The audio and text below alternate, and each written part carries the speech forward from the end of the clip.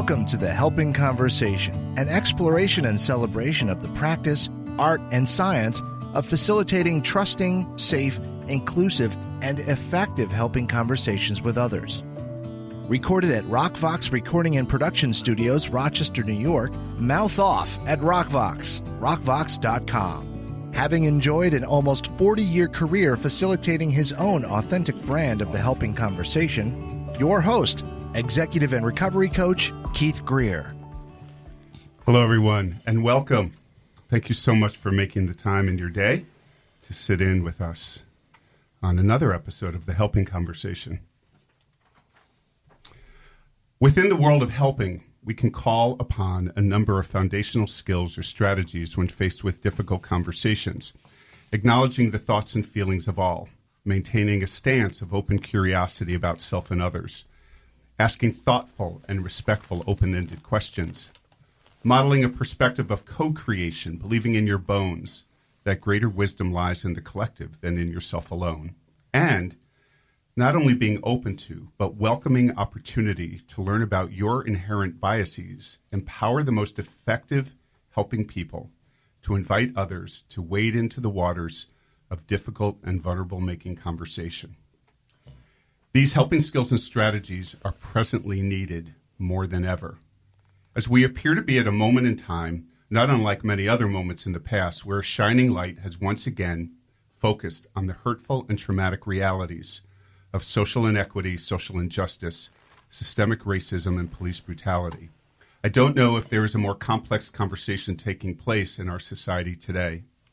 This morning, I welcome into the studio three wonderful people who are leaders in this conversation regarding social equity and social justice, all of them possessing significant personal and professional experience in modeling how to not only discuss, but much more importantly, act upon our need for societal change. While my guests all possess vast expertise in this area, today we are going to focus on a very specific aspect of this issue, and that is, what is the role of our educational system in addressing social injustice and systemic racism that, one, impacts students of color, and two, very much related, what do our educational systems need to do to best prepare all students for a multicultural, multi-ethnic world? So I do not want to waste 1 minute of our usual 60 minutes, so let me dive in and introduce our guests. Dr. Makini Beck is an Afro-Caribbean first-generation scholar and cultural byproduct of a close-knit Jamaican family who immigrated to Brooklyn, New York in the 1970s. She received a bachelor's degree from SUNY College at Old Westbury in American Studies, a master's of science degree in secondary education from St. Bonaventure University, and a PhD in teaching and curriculum from the University of Rochester. During her tenure as an educator, she was a certified social studies teacher, teacher educator, and published scholar. Dr. Beck focuses her academic inquiry on urban injustice, research methodologies, teaching diverse learners, and effective teaching pedagogies. Her scholarship centers on mentoring women of color in academia, as well as understanding the teaching practices and experiences of international teachers in urban school settings. She has presented her research at various national and international conferences and has published her work in handbook chapters and peer-reviewed journals such as Mentoring and Tutoring, Partnership and Learning, and NASPA Journal about Women in Higher Education. Dr. Beck holds a dual appointment as an assistant professor in the School of Individualized Study and the Department of Sociology and Anthropology at Rochester Institute of Technology. Dr. Beck, welcome, and thank you for being with us today. Thank you. Dr. Kiah E has over 20 years' experience in the education, juvenile justice, and youth behavioral fields. His expertise is in family, youth, and generational cultural trauma and youth intervention prevention. Dr. Nyame is an international lecturer and training consultant, licensed professional counselor, certified executive leadership coach, and author. He serves as founding executive director of Ujima Ujima Atlanta Incorporated. Ujima is a pro-social development agency serving severely at-risk youth and their families. In 2011, Dr. Nyame created the African World History classes in Rochester and Atlanta, to support laypersons, youth, human service, and educational professionals increase their knowledge of the historical contributions of the African diaspora. Dr. Nyame has researched and presented workshops and trainings on cultural trauma, youth social development, family, community, and school collaborations, social justice and equity, and gang and violence as a result of social trauma. His current research focus is on how parents impacted by sociocultural trauma socialize their children and the generational influence. Dr. Nyame is the author of the book, You Will Never Amount to Shit, an autoethnography of transforming trauma to triumph, one man's journey toward healing. He completed his doctoral degree in counseling and human development at the University of Rochester's Warner School of Education, and he also holds a master's degree in human service administration from St. John Fisher College. Dr. Nyame, thank you so much for being here. Thank you. Glad to be here. And as we move through our conversation today, we will be referring to Dr. Nyame by his much more favorite moniker of Dr. K. So thank you very much for being here today. Steve Lysenko has served in a variety of roles in education at all junctures, kindergarten through graduate school in the Greater Rochester Area since 2000. Most recently, he is serving as an assistant principal at a public school district in the Greater Rochester Area. He is also president of the local chapter of the National Association for Multicultural Education. Steve has also served in a lay clergy advisory role for many student-led organizations, demonstrations, and protests throughout the Greater Rochester area. His focus is on, quote, doing the work, end quote, of advocating for greater equity in public schools via the incorporation of culturally responsive and sustaining educational practices, policies, and procedures. Steve also believes that it is incumbent upon all public and private schools to implement anti-racist curricula, practices, and policies at all junctures, as he believes that equity is a human right, not a political or ideological statement. Steve, welcome. Keith, it's good to be with you. And hey, how's it going, Makini? How's it going, Dr. K? Hi. Hello. So Steve was supposed to be in the studio with us right now, and due to a very unforeseen family responsibility that he had to run to, he is joining us somewhere on the thruway between Rochester and Buffalo, New York. So, Steve, thank you again so much for being with us this morning. Yeah. Glad I could be here. Yeah. So I tend to start each episode of the Helping Conversation by asking some questions, but I am going to throw things open to the three of you on where you all think the best place would be to start this conversation around what our educational systems are doing, can do, need to do to move this conversation forward in a productive and positive way. And I will look around the table and...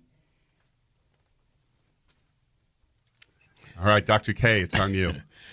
Well, in my opinion, changes that need to go on with the educational system, particularly here in Rochester, but I would assume across the country, is to start at the early ages of pre-K and first grade and those types of things with just telling stories that are based on actual fact. Tell the truth. We don't want any erasure conversation, and what I mean by that is that oftentimes our young people and all of us, when we start school, we begin to read books, especially about the American society or frontier, that tends to start off with, settlers went to, let's just say, Arizona and settled and began to build homes and homesteads and begin to farm in places where no one has ever lived before, right? The truth is that someone was living there when you got there, and why not acknowledge that they were there and that whatever the transition was to being able to settle there, You don't erase the people that were there before. Right. So starting off at a very early age with those type of narrative and utilizing K through 2 curriculum that Dr. Goodwin right here in Rochester has written and has been advocating for years, and beginning to teach our children from that perspective to wipe out a lot of the confusion that happens later on during the school journey. Right. So, I'm sitting here thinking at 61 of what my education was, and what's resonating in me is I was clearly taught that history started with us, right? With us white folk who showed up here, and we were not invited into any greater conversation as we were being taught about what history, quote, is. Yeah. And that's understandable because, when someone conquers an area or territory, they usually name it themselves and they put themselves as, as the originators. Right. Even folks like Socrates and Plato would say that everything they learned from the mystery schools of Egypt. First of all, it's not Egypt, but that's what we call it today. Right. And it was a mystery to them. It wasn't a mystery to the people that taught it to them. You understand? And rather than say that, that they found people that were so advanced in these areas of whatever it may be, sciences and agriculture and astronomy and so on and so forth, that that's what it was. But I can understand the narrative from those days. But in 2020, the narrative needs to be truthful. Yeah. Dr. Beck, I see you shaking your head yes. Yeah, because I agree, right? And then I always tell my students, too, this notion of truth has multiple, there's multiple truths. There's no capital T truth, right? The one truth. There's multiple truths. So I always encourage my students to seek out the multiple voices, the multiple perspectives that contribute to this notion of truth. And I think that, and then with understanding various perspectives, then you bring in your own voice. So even your own voice has a space of that occupies that space of truth too, Right. So I think just as you were saying, Dr. K, is to start from the young age and also allow students to have their voice validated and recognized, that this stuff that you read, it's in the textbook, but your truth is also valued and valuable, right? Absolutely. And allow students to tell their own stories. Right. So I'm struck by the concept of multiple truths, because that's a whole nother concept that I think most of us have been raised to believe there's one truth, right? There's truth and there's untruth. So, well, right, and that's a big thing, isn't it? And huge. One of the things that was eye-opening to me in the last year in working with Dr. Maria Hernandez out of NYU, and she's been doing a ton of work with area districts in the Greater Rochester area. She talks about saying, it's not just the truth, it's about whose truth, from whose perspective, right. And recognizing and acknowledging that all education is political. Mm. And what does she mean by that? What I've learned is that, the ideas that we as educators plant in our children's brains from the time, because let's face it, we are with students for a greater amount of their waking hours than they are with their parents. We are. Right. And so the truth that we teach them, they go on to believe. Mm-hmm. And, what all one has to do is pick up Dr. Ibram X. Kendi's. He has a couple of excellent books out there. One is called Stamped from the Beginning, a history of America's, I think it's the subtitle is America's White Superiority, right from the beginning, and talked about a 400-year history of racism and why racism was put in place. It was put in place to keep white people in a position of power.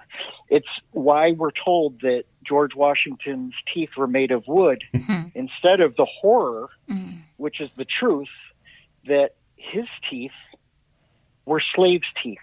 Right. And, you know, I think that our schools still perpetrate these myths because to tell the truth would be scary. Yes. To tell the truth would be to admit that we, as white people in this nation, have done wrong. Right. And at a certain point, the institutions that are in power, and I would say in America, they tend to be predominantly white institutions, need to tell the truth and need to accept responsibility for the harm which they have done, self-included. As a white male administrator in the Greater Rochester area, it's owning the truth, knowing better, doing better, and doing differently. Right. So that we can have equity in our schools. Right. You mentioned the concept of race, and I know as the four of us have had a few conversations in prep for today, and Dr. K, you were sharing with me and educating me about where that term even came from. Right? That I think so many people believe that's been a term that has been around forever. And yet we know there's as Steve was just talking about, there's a very specific place where that term came into use. Yes. Well, around about 1680, and I may not be correct on the date, but somewhere around there. Matter of fact, it's in the book that Steve just mentioned as well, that what began to happen is the first time the word white was used in political terms, right? Simply kind of like it is today. You hear us talking about the 1%, versus the masses and blah, blah, blah, right? Well, think about, those who benefited the most from the transatlantic slave trade and enslavement in the Americas are those that we would call 1% today. They are, yes, there were some benefits of the other whites who were part of the masses to have an understanding that, first of all, they're superior to these Africans. Right. Everything again started with them. Africans did not have any type of civilization or historical context or any of those things until Europeans went there and found them, right? And it's like, well, you didn't go there and find anybody, just like the narrative that they went to Africa and got slaves. Right. No, they went to Africa and got free people. Right. And enslaved them. So it's a big difference. So, around that time, the opportunity for I'm naming the 1% again, they didn't have to have hands on every day. They could be socialites and throw parties and, all those different things because those in the masses, the whites in the masses were the ones that were perpetuating the harm that was given or that the orders that they gave. This sounded like it went out for a minute. But so when we think about that racism, it's a construct. Right. It's something that was made up to cause the separation, and again to make sure that whites would stay in power. Yeah. Right. And one of those things that I talk to my class about as well too is we like to talk about racism and we don't talk about whiteness. What is whiteness, right? And I tell them that actually whiteness is an illusion. And it's an illusion based on, the belief system that one group is superior over another. So when I say white supremacy, people are like, "Oh, that's a terrible word," right? So I couch that into this, right, saying that when you think about one group over another or is superior over the other, that's what white supremacy is. So. Right. But we never talk about this notion of whiteness, and really, that really is an illusion. That there, and it's an illusion that is based on that this group is again, right, is better than another group. Right. And there's multiple layers to whiteness, right? Like, I'm glad Makini brought that up. I was sitting in a seminar 3 years ago, and somebody brought up that white is a race. And I had never, and here I am, I'm now 47 years old, but had never thought about the construct of race. And I'm ashamed to say it. I had never thought about white being a race and having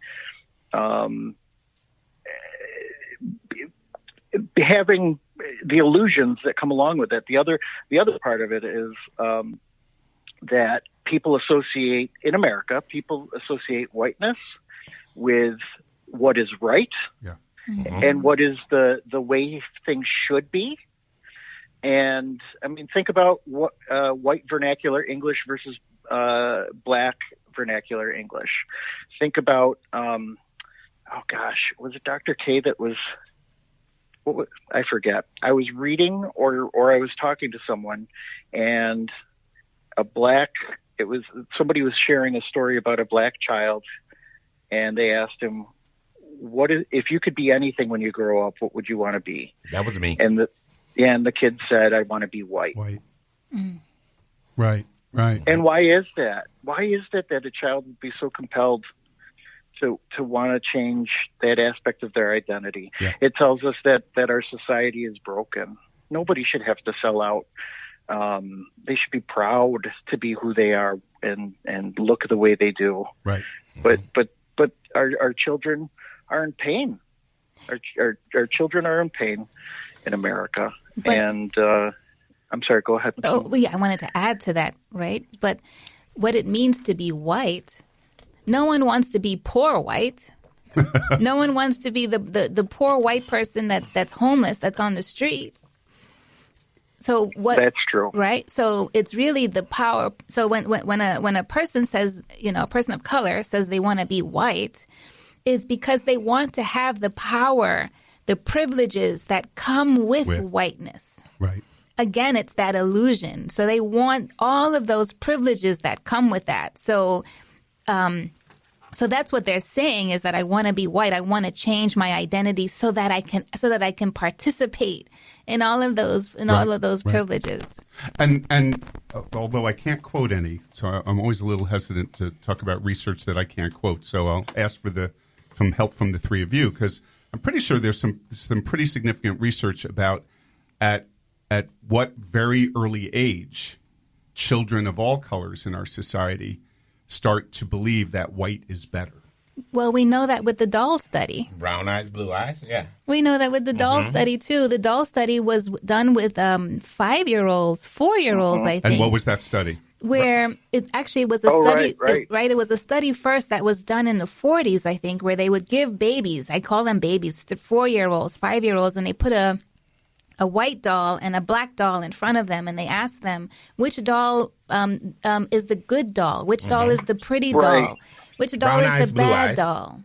Yeah, that's the research. Brown eyes, blue eyes. Yeah, and they all chose the white doll and identified the white doll with good attributes, and they've continued to do this study up until today. CNN also did the same study, right, and it's still the same findings even today. Right.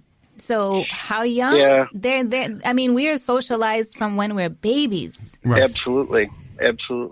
Yeah, I was going to piggyback on that. There's research that shows as early as 2, we have anecdotal evidence that children see race and see color, and that they mimic their parents' belief systems in terms of socialization. Anecdotally, I've heard children as young as 2.5 directly say, well, I'm not sure that my mom would be okay with me playing, a white child saying, I'm not sure that my parents would be okay with me playing with him because he's black. It breaks your heart. 2.5 years old, and these children have already heard that, they're seeing that, and they're repeating that and regurgitating that. Right, and internalizing that. Right. Yeah. And then I mean, along with that, at the same time, many of the same children are taught they don't see color. Well, we know scientifically that they see color very early on in age. So, that means we're starting to put the eraser in their mind from the beginning. Right. Because if you don't see colors, then it's just like, I don't see you. Right. And that's one of the biggest greetings in indigenous countries besides Syrian and Jero, or how are the children, is I see you. Yeah. And yet that is a pretty common refrain on the part of many white people when you attempt to engage them in this conversation, which is, well, I just don't see color. It's not important, versus, no, let's see color and let's celebrate and let's understand and let's be sensitive and all of the above. And all of the above. Exactly. Right. As we talk about racism, some points that I do want to bring in is how it's widely accepted. It's a widely accepted belief in the society, right?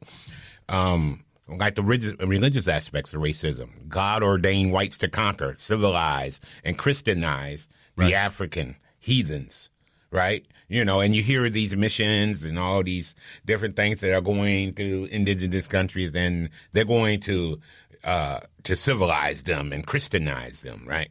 And believe that that's what they're supposed to do, manifest destiny, right?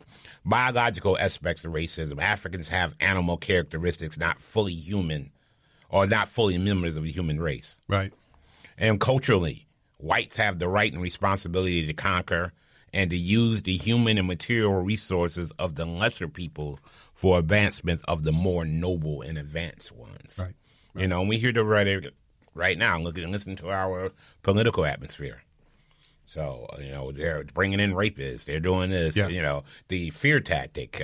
They're going to let everybody out of jail, and they're coming to your house. And, right. All these different narrative, which is not, so far from the truth. Right. So one of the things I'm really curious about is, I've always tried to adhere to the belief that there's a difference between a system and the people that work in a system. Right? That very often people in a system are well-meaning, but that the system itself can act in some pretty malignant ways.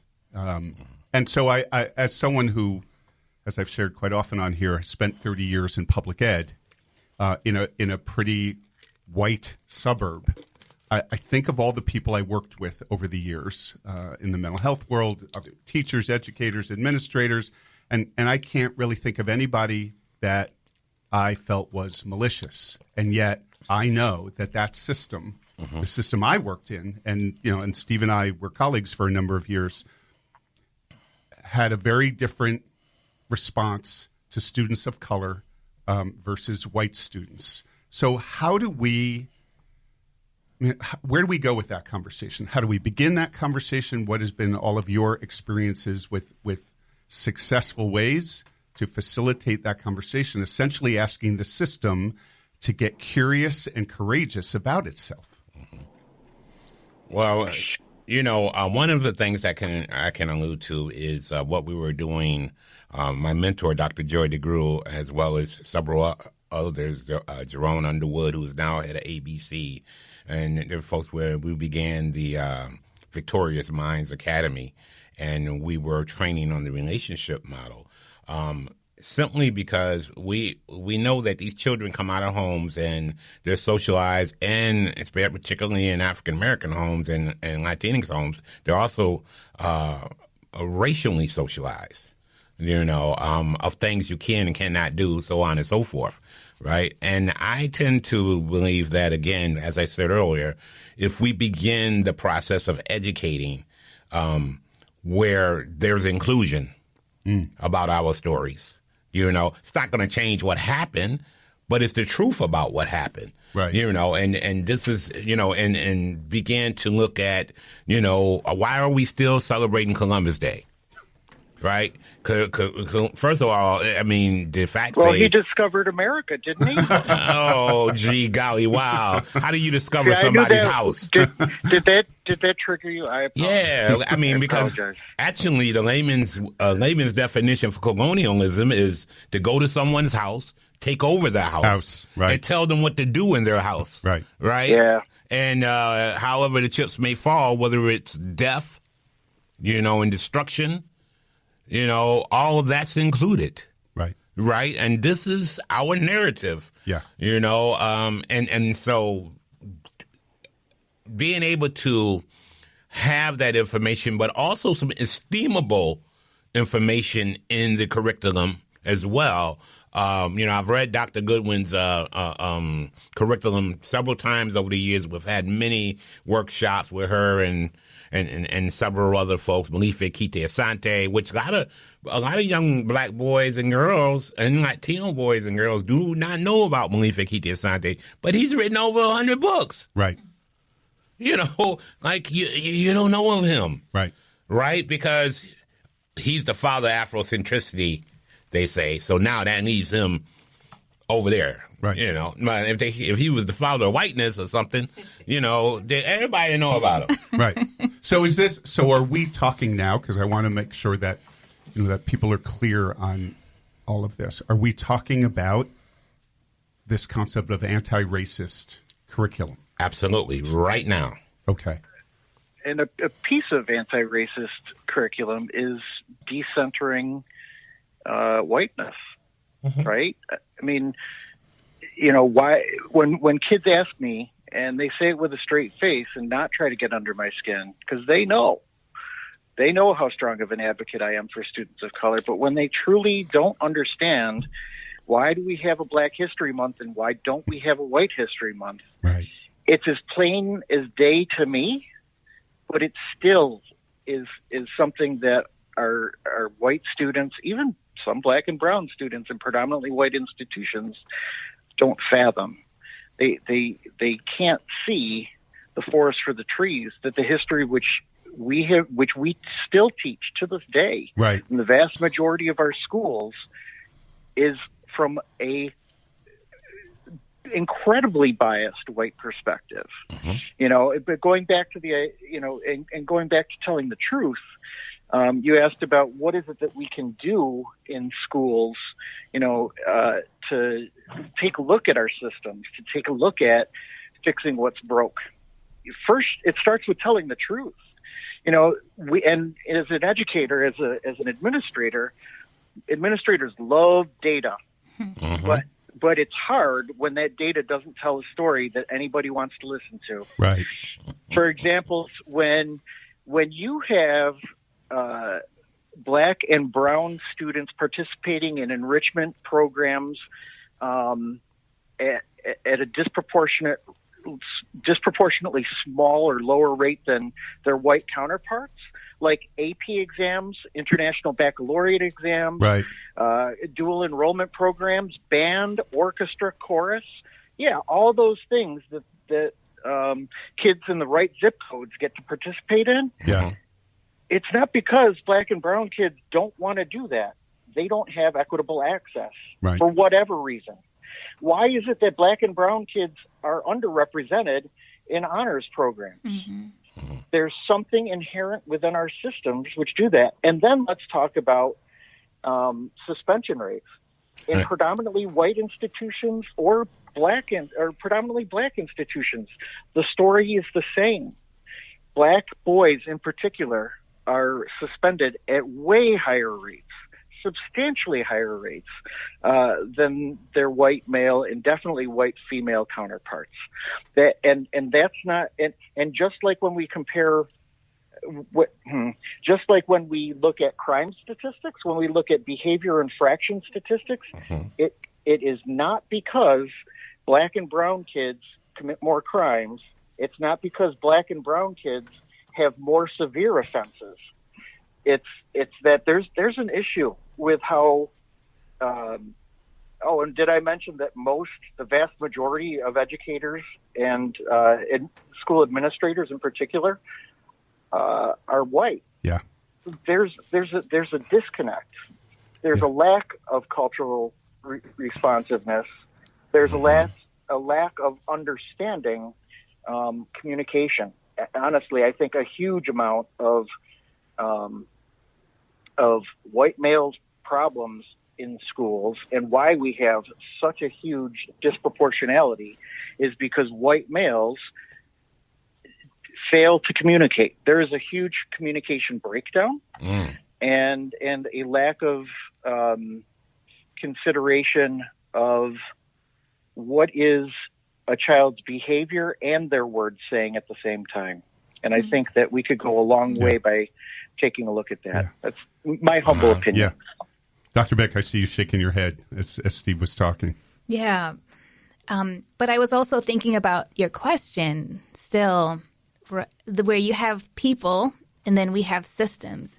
And I think that people go into teaching because we do care about students. Right. We care, we want to make a difference, you know, and so I think teachers, and let me just give everyone the benefit of the doubt. I think we're good people. We have good intentions, but there's something that's in us, right? For instance, I give my students an assignment where they have to. I teach an urban poverty class, and so they have to go into an urban space and do some sociological observations. Stop your car, get out, look around, write notes. Tell me how you feel. Tell me what you see. And I had a student, and he's taking my class. He's really, you know, he agrees. Yeah. So what you're saying is good in class. And then he goes into this urban space, and he said, you know, Dr. Beck, I was scared. Yeah. There were people on the corner, but and they didn't look like they were going to bother me, but I was still afraid. And then I hurried up and I got back in my car, you know, because, right. So, but good kid. Yeah. Wants to learn, is taking my class, you know. But there's just something in him that's just, and I think that it's not just him, it's our teachers too. When we're in these systems, and you know, there's just there's this ugliness that gets unearthed.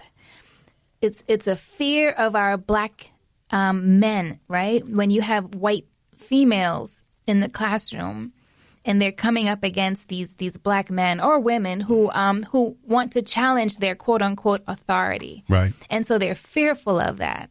So fear comes in.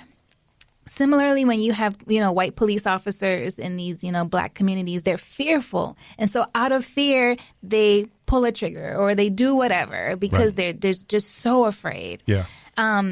So I think that, though, that we have individuals in these systems, but I think that and I hate to say this, but we have these programs that we want to roll out. So that, and then everyone, you know, and then we want to feel that we all learn because now we have this wonderful program. But right. And then we're done. And, you know, don't programs just make everything better all the time? Can't we just check the box? Yes. And you know, and this goes back to our girl, Joy DeGruy, who says that, man, we have so much healing to do, that the program is great, you know, but it's almost like it's a blanket over you just spreading the blanket over mud, right? Over dirt. That we really need to pull up that blanket and start to really figure out what's in that dirt. Yeah. And that dirt is us. Yeah. That ugliness is in us. You know? I'm curious about your student that you just mentioned, this young man. So he experienced this fear. Was your sense that it was experienced on a level that potentially turned into an aha moment for him? A moment of learning? I think he could get there. Okay. You know, reflecting on it, because I think he did get there because he shared that with me. Yeah. And I said, thank you for sharing that, because he was able to really tap into that. I don't know why I feel this. Where maybe before he'd have been like, you know, let me get out of here. Right. Where this time he's like, you know, and I don't know why I felt that way, because no one was bothering me. You know, but I had this fear, and it's through the class that he's starting to now challenge that. Right. Like, why do I have this? Right. You know? Right. And I said, of course, I'm not, you know, pushing you into harm's way or anything, because things do happen. Yeah. right? But I was just happy that he was able to really challenge that. Right. Awesome, yeah. Those feelings. And, it goes back to what I said earlier on, the socialization that, children get from their parents or the caregivers, right? Simply, by the time they get to the educational system, it reinforces many of those things that their parents taught them because that's where their parents learned it from. Right. Right? So, and truth is, one of my mentors, Dr. Hagen, said truth is that which is consistent, factual, and reality, right? But for many, it's also the lens that they see the world through. Right. Like talking about the children in the classroom, right? What are, the little white guy, the student, let's say that, clowns around, throws paper, doing spitballs or whatever, right? Oh, isn't he so cute? He's so playful all the time. But then the brown or black child does that, and they're minutes. Right. They're angry. They're disruptive, right. and their challenges come up, and well, we said the word shit, so I guess I can say this too. I often do in my trainings when I'm training and leaders and things like that, because oftentimes going through the historical context and laying it out the way that I do, there's most time a white woman's going to start crying. And like my mentor, Dr. Joy says, and the way I see it is, first of all, that's when they want us to stop. Right. And begin to take care of them. Right. Right. And I simply tell them as a black man, I say, when white women start crying, black men start dying. Yeah. I just told you that in historical context. Right. So you go on and do what you need to do. Go to the bathroom, go outside, take a breath.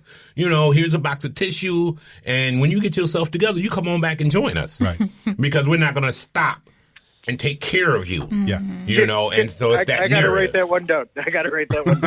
Was that when white women start crying, black men start dying? I mean, entire towns have been burned down because of that. Entire cities, That's man. right. Look at Greenwood, Tulsa, look at Oklahoma, Emmett Rosewood. Right. Look at Emmett. Yes. I mean, my gosh, look at the Central Park 5, right? Right.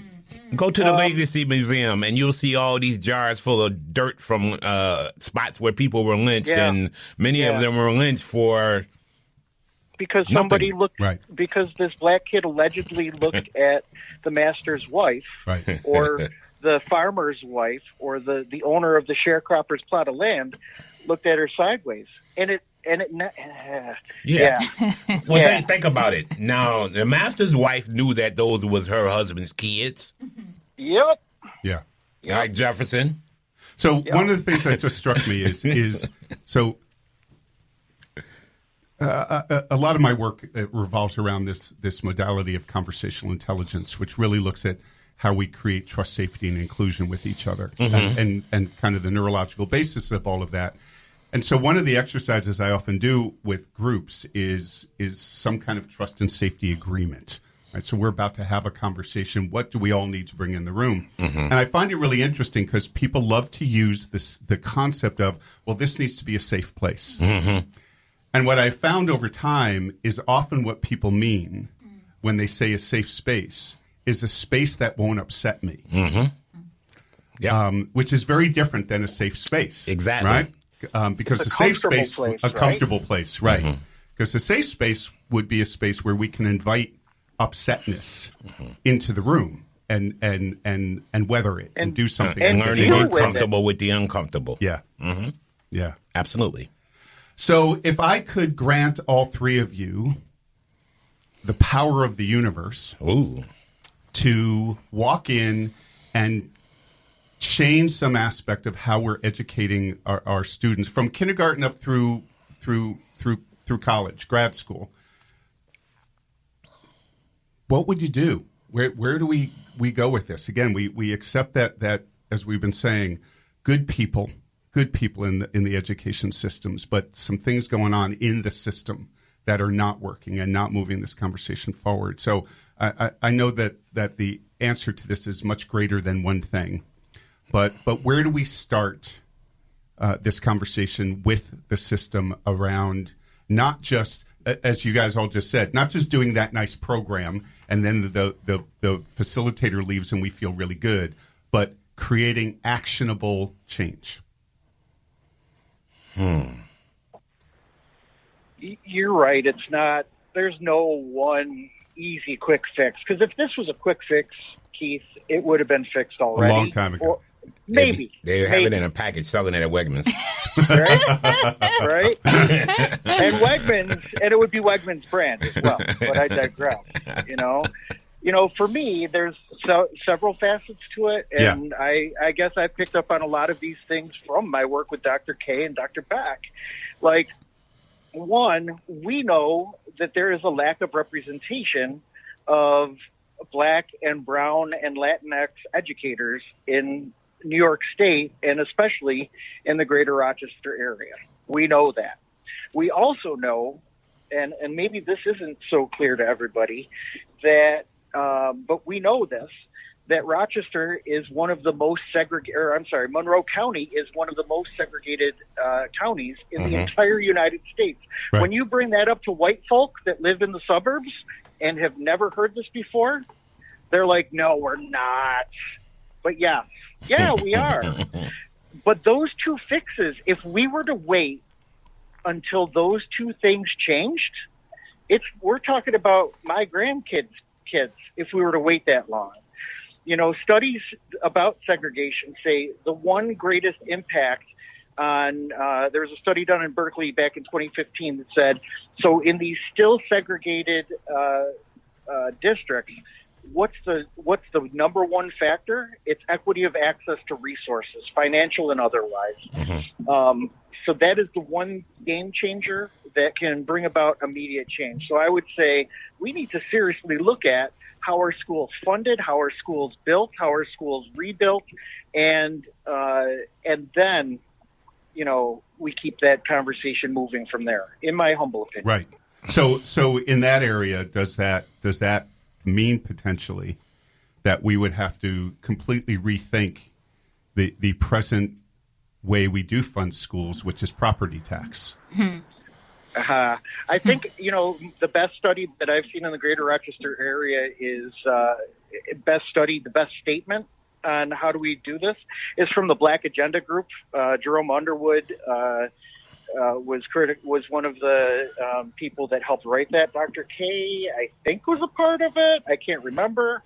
But basically they said, you know, this is a scary prospect for some people, but they say, the Black Agenda Group of Rochester said, how about starting with keeping Rochester City taxpayer dollars right in Rochester City? And how do we do that? By requiring people that are employed by the city of Rochester, cops, teachers, and people that work for the city, they have to live in the city of Rochester. Right. And then you'd have the taxpayer dollars would follow. That's obviously controversial, but that would be a way of doing it. But I'd certainly be very interested to hear what Dr. K and Dr. Beck say about, you know, other aspects, because that's I feel many times like an outsider looking in as a white male who was born and bred in a town called Irondequoit, where we didn't even learn how to pronounce Haudenosaunee, you know? And I went to a school called Iroquois. Right. You know, so we got some things. Got some work to do. Got some things. Yeah. Dr. Beck, your thoughts? I think that, so Steve, you brought up a good point about the money funding with schools. And I wonder, is money alone going to solve our problems? Right. And my answer is no, because we have places like New York City where there's gentrification happening, you know, D.C., where the property taxes now, because of gentrification, are skyrocketing and they're going through the roof for homes. So money, taxpayers now, so tax-paying dollars is going into these communities, would also, and I would think, you know, funnel into schools as well. Of course, the monies take some time to you know, get down into the schools, but I'm wondering if money alone will solve the problems or the issues that we have in these urban schools. Oh, Right. God, no. It would have to be spent correctly. Right? So there's so much to that. I want to be lofty with your initial question. Awesome. I think that, so when Joy DeGruy came to Rochester, every time she comes to Rochester, I go to see her. I make sure I find, a space in that room where I can be. And she talks about healing, and so do you, Dr. K. I think that... But I'm the one that started bringing her here. Oh, yes. Yeah. Okay. I introduced her to Rochester. So, yeah. But go ahead. And so, this notion of healing is so important. And that we can't do the work without us ourselves Right. being healed, because we have people of color who also perpetuate these systems. I had a person of color, it just at the university who again was just horrible. Right. Just, and we know those kinds of people that they see these systems and they perpetuate them onto their students. Right. And they're no good for us. Right. Black or white. Right. So I think that we all need a lot of healing, man. And I went to Ghana last year. And I went to Ghana with the purpose. It was a writing retreat for women of color academics. And my purpose of going was not really to write, even though I ended up writing so much. But my goal was to heal. I said, I need to heal because I felt like I was broken. And so, and one quick story, we went to this place called the Last Bath in Ghana. And in this area is a river where they would bring all of the slaves from the inland to this area where they would then bathe the slaves.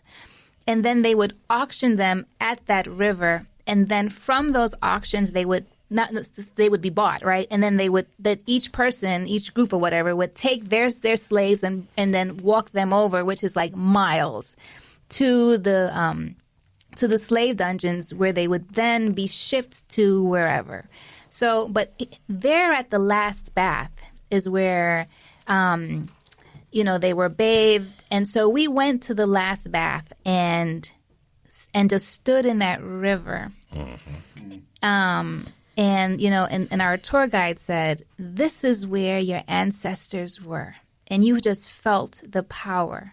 And one of the women that were there, she said, I felt the chains just breaking off of me. Right. I felt all of the years where they told me I was ugly, where my hair was not pretty, where I was stupid. All of that started to break. They started to break when I actually stood in the space where my ancestors were. And she started to see, and I felt as well, how powerful I am because of my ancestors. Right. And so that I don't think we have those opportunities really where we get to heal. Yeah. And so if we have people who are teaching us who are not healed themselves, Right. Right. I don't think any change can happen. Right. That is powerful. Yeah. That is powerful. And, and I'm listening to your story and I'm getting emotional because I remember going to Senegal, 2014. Yeah, 2014. And my then fiance and took her and her child, who was 11 at the time.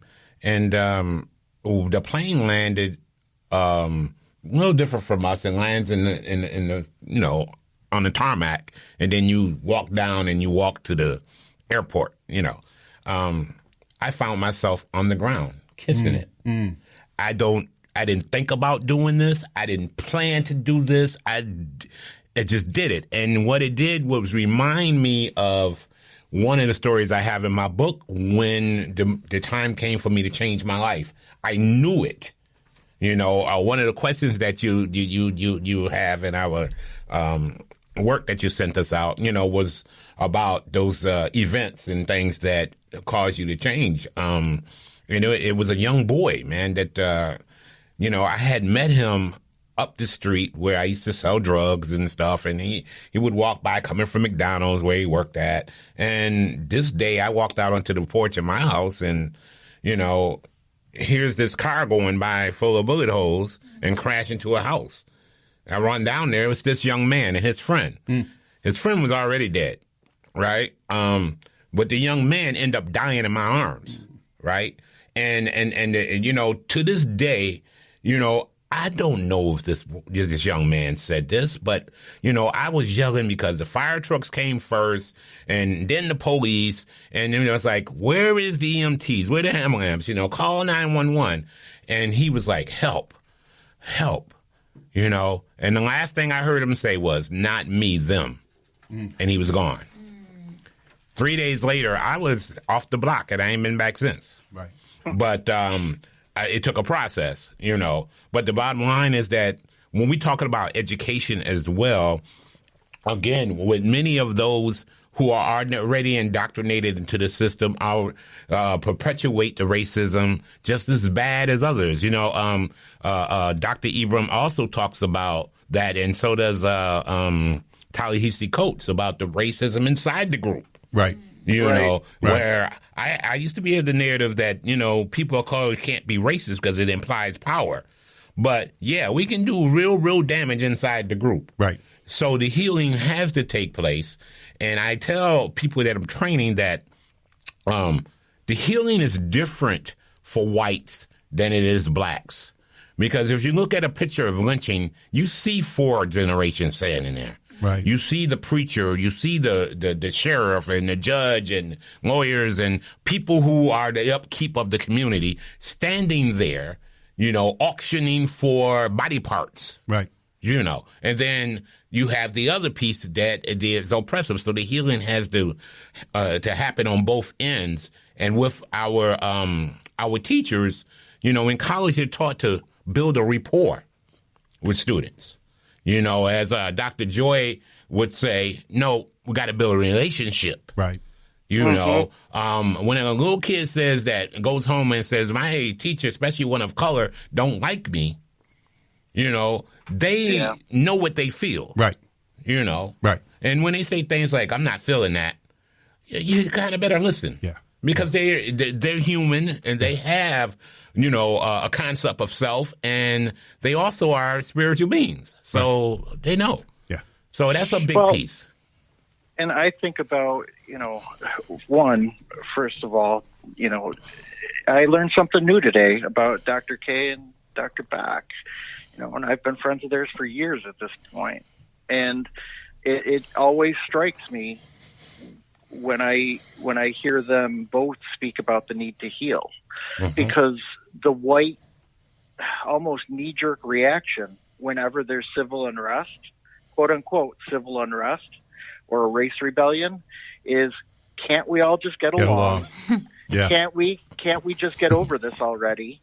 And don't bring upsetness into my life. And if we just join together in unity, then this will be okay. Kumbaya. Yeah, kumbaya, and let's sit around the campfire and make some s'mores. But the reality is, and Dr. Beck and I are determined. Yes, we're determined to actually to finish our paper that we started writing this last spring. Yes. About what does it mean to be a healing institution? Yes. Like in New York State, when we talk about educational institutions, we need to own the fact that every institution in New York State, from the Board of Regents to the state ed office, down to each and every local district and every local school, has in one way or another perpetrated harm against its students, particularly its students of color. Take responsibility for it. Don't feel guilty. That's but one emotion. Yes, learn from it, but then we need to make statement. We need to own that truth, and we need to move on. We need to undo, unlearn, reteach, rebuild, reconstruct our schools and be truly committed, and not just check off the frickin' boxes. Right. But be truly committed to doing differently and doing better and decentering white whiteness in our schools. So I'm hearing a really, really good reason to bring all three of you back. One, because I'm looking at the clock and we're just about at 60 minutes, and two, because we've now raised this topic of healing. And I would love to seriously get all three of you back and talk a little bit about what that might look like from an individual standpoint, a family standpoint, a systems standpoint, because we know the hurt that has been perpetrated and the trauma that has been perpetrated, and we just do not have time for that conversation right now. So I'll send it around the table one last time for just a last thought, a last comment, as we bring this conversation, at least for today, to a close. Dr. Beck. Just thanks for having me to have this conversation with all of you. It was really a pleasure. Great. Thank you so much. Dr. K. Yes, I appreciate being here and being with my colleagues and you all and having this important discussion, because I'm always, every moment, moving towards healing. Yeah. And so I thank you. Yeah. Steve. I'm humbled. I'm with three people that have forced me to do better in the world of education and become a better educator. And even though I'm in Buffalo in this wet, nasty snow, it just, I feel like I'm right at home with three of my best friends and three of the most important people in my life. And it's I'm honored to have been able to share this hour with you. And thanks for letting me, ramble on as I like to do. Awesome. Dr. Beck, Dr. Nyame, Steve, thank you so much for sitting in with me today. You. And I am very serious. We will find a date on the calendar to convene again and keep this conversation going. If you're out there and you are in the role of a helping person, I hope you found today's conversation thought-provoking, interesting, educational. We, as folks who help in our community, are in the best position to play a significant role, a keen role in moving this conversation forward and in challenging all the different corners of our society to be better and to engage in this conversation courageously and honestly.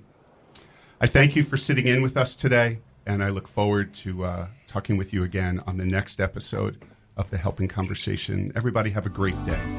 We thank you for sitting in on our discussion today on just one unique version of The Helping Conversation. We would love to hear your thoughts on today's podcast, so we sincerely invite you to follow, rate, and most importantly, review our episodes. For more information on Keith Greer and this podcast, log on to keithgreercoaching.com. Please join us for our next episode as we continue the exploration and celebration of the practice, art, and science of the helping conversation.